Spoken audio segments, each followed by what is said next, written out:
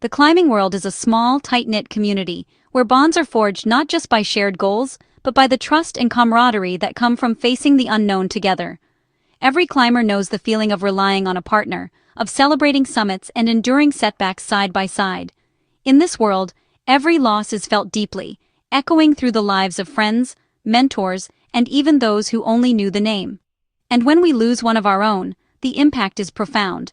The absence is more than just a missing face at the crag, it's a silence that lingers in every story retold around the campfire, in every route climbed in memory. Balin Miller, just 23, was already a name spoken with respect, a young Alaskan shaped by wild places and driven by pure passion. Raised among the rugged peaks and endless forests, Balin's love for adventure was evident from an early age. He was the kind of person who inspired others to push a little harder, to see the beauty in challenge, and to never take a single sunrise for granted. He stood out not for hype, but for his achievements and the quiet confidence he brought to every climb. Whether tackling a new route or encouraging a friend through a tough section, Balin's presence was steady and reassuring. He approached each ascent with humility, always eager to learn and to share what he knew.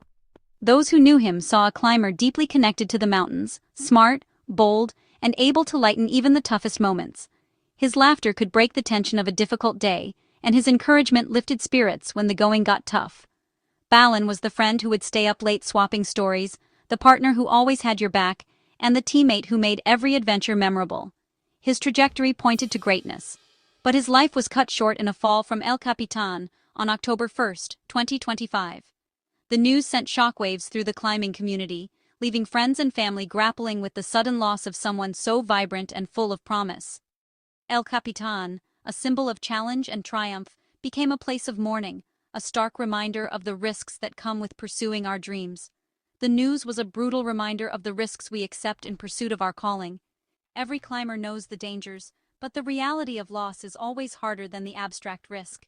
It's a sobering moment, one that makes us pause and reflect on why we climb and what we cherish most about the journey. Balin was more than an athlete. He was a son, a brother, a friend, remembered for his kindness and adventurous spirit. His warmth and generosity touched everyone he met, and his legacy lives on in the stories shared by those who loved him.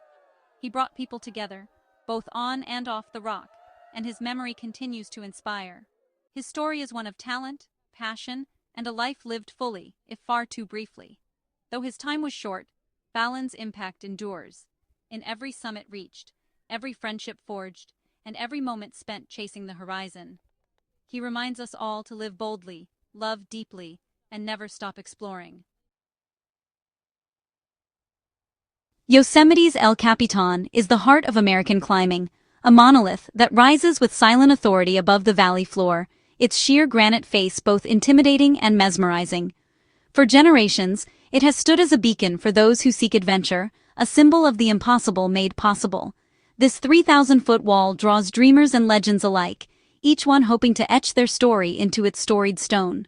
From the first pioneers who dared to imagine a route up its face, to modern climbers pushing the boundaries of what's possible, El Capitan has always been a proving ground for the bold. To climb El Cap is to test your limits, to measure yourself not just against the stone, but against the legends who came before you. Every ascent is a dialogue with history, a chance to add your voice to the chorus of those who have faced the wall and found something new within themselves. The wall is a puzzle, each route a unique challenge, demanding total commitment. Every crack, every hold, every move must be earned. The granite is unforgiving, revealing your strengths and exposing your weaknesses with every step upward. For Balin, El Capitan was more than just a climb. It was the ultimate proving ground, a place to push beyond perceived limits and discover what truly lies within. The wall called to him, promising hardship, but also the possibility of transformation. The ascent is immersive. Days and nights spent suspended on the wall, stripped to the essentials: rock, gear, partner, and will. Life becomes simple, focused, and raw. Every meal, every moment of rest, is earned high above the ground, with the world spread out below. Balin was drawn to this purity, seeking not to conquer the stone, but to discover himself upon it. In the silence between moves, in the vastness of the wall, he found clarity and purpose.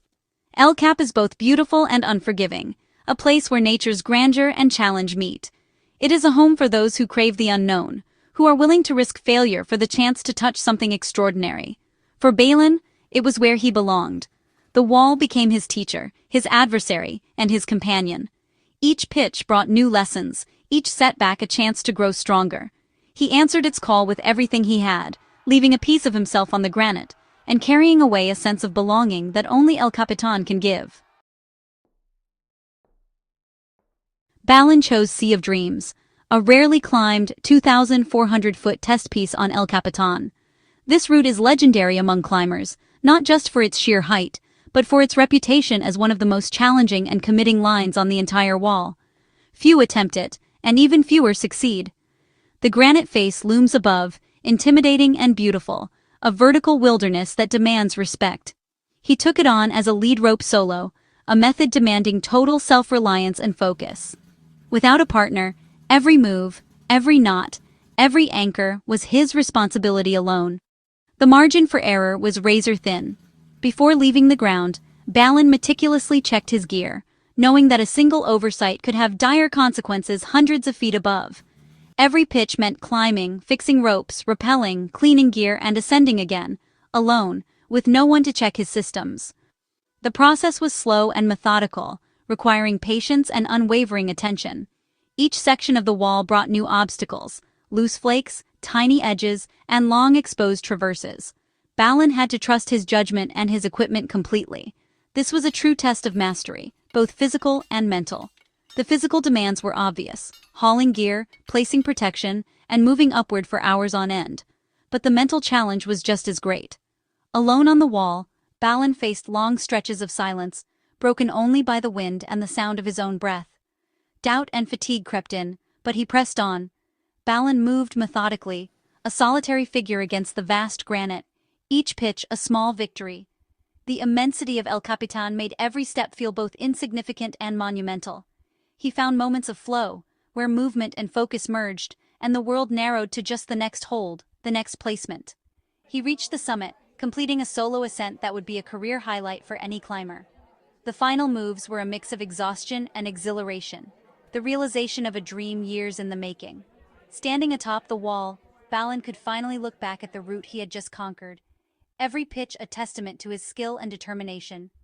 Standing atop El Capitan after days alone is a profound triumph. The view stretches for miles, the valley far below, and the sense of accomplishment is overwhelming. In that moment, the hardships and fears of the climb fade, replaced by a deep sense of peace and pride. The hardest part was over, the goal achieved. Balin allowed himself a moment to rest, to savor the silence and the satisfaction of success. The summit was a place of reflection, a reward for the days of effort and solitude. All that remained was the descent, a final, crucial task. Even after the summit, the journey was not complete. Packing up his gear, Balin prepared for the long rappel down the sheer face, knowing that focus was still essential. The journey back to the ground would prove the most dangerous. Fatigue could lead to mistakes, and the exposure was ever present. But with the summit behind him and the valley below, Balin began his descent, carrying with him the memory of a climb that would define his legacy.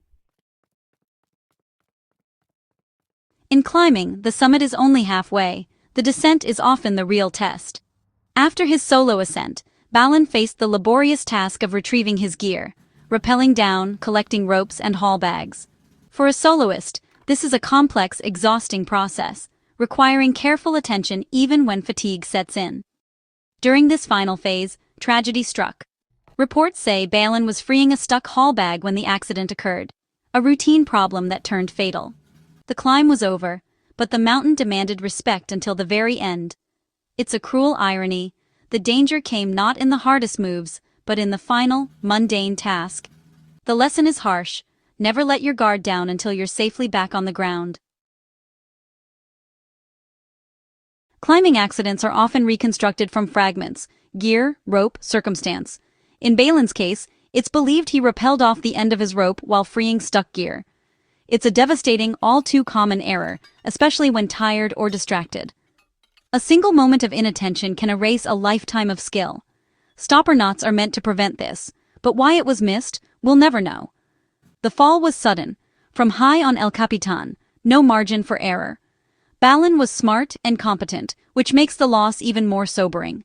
It wasn't a lack of courage or skill, but a routine miscalculation with ultimate consequences.